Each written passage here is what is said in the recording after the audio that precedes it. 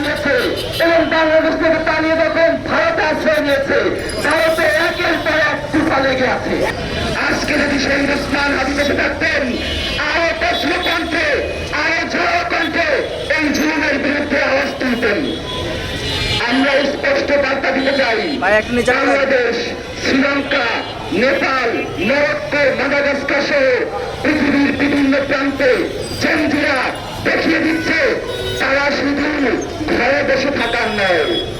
ভারতের একজন বিচারপতি সেদেশের বেকার যুবকদেরকে ব্যঙ্গ করে বলেছিল তেলাপোকা। সেই তেলাপোকা কি জিনিস পাকিস্তানে দেখিয়ে দিয়ে গেছে। তেলাপোকা সম্পর্কে একটা কথা বলে দেই, বৈজ্ঞানিক গবেষণায় দেখা গেছে তেলাপোকার পা একবার ধুয়ে গেলে 1000 বারের পা জন্ম নেয়। সুতরাং সেই সময় বলতে চাই, হামলা করে মামলা করে আন্দোলন দমানো যাবে না। বারংবার পা জন্মে সে আন্দোলন জেন্দ্রে আবার রুখে হবে। বাংলাদেশের এই মাটি থেকে স্পষ্ট বলতে চাই, ভারতের সরকার, মোদী সরকারের বিরুদ্ধে আমাদের স্পষ্ট অবস্থান আছে। তার কারণ স্পষ্ট, দীর্ঘ 17 বছর যে ফেসিবাদ বাংলাদেশে কায়েম হয়েছিল, তার নেপথ্যের অন্যতম শক্তি ছিল ভারতের মোদী সরকার। আমরা আরো বলতে চাই, 2024 সালের জুলাই অভ্যুত্থানে যখন বাংলাদেশের প্রতিটি প্রান্ত রক্তাক্ত হচ্ছিল, প্রতিটি প্রান্ত উত্তপ্ত হচ্ছিল, তখন সীমান্তে পরে আমাদের ভাই বোনেরা আমাদের এই যৌক্তিক আন্দোলনের প্রতি সংহতি জ্ঞাপন করেছিল। আমরা তাদের প্রতি কৃতজ্ঞতা বোধ জানাইতে চাই।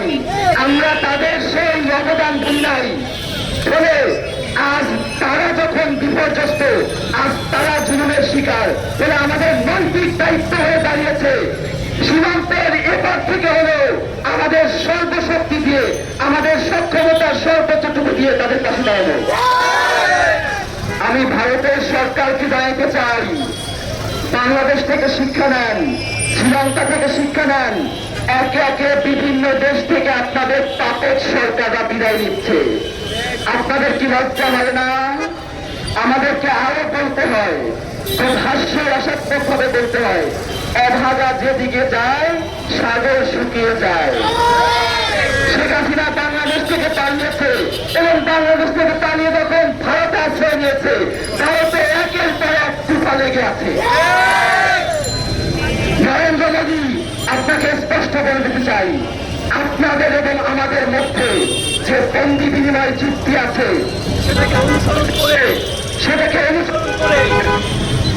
25 খুনি হাসিনা সহ, শহীদ ওসমান হাদির হত্যাকারী সহ যত ধরনের আসামি খুনি আপনারা আশ্রয় দিয়েছেন, সবাইকে বাংলাদেশে ফিরিয়ে দেন।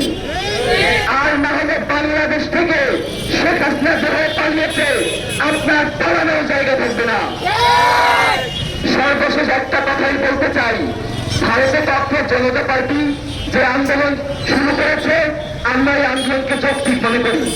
আমরা কিছুদিন আগেও দেখেছি আমাদের শিক্ষার্থীরা শিক্ষা ব্যবস্থা নিয়ে আন্দোলন গড়ে তুলেছিল এবং একই সাথে আমার মাঝে মধ্যে খুব অবাক হয়, পৃথিবীর সকল শাসকদের গাধামির লিমিট একই রকম হয়। মনে হয় তারা আন্তর্জাতিক কোন গাধা ইনস্টিটিউট থেকে কোর্স করে আসছে। এই সকলের ভাষা একরকম হয়, একজন বলে তেলাপোকা, একজন বলে ফার্মের মুরগি। অথচ এই ফার্মের মুরগি এবং তেলাপোকারাই তোমাদের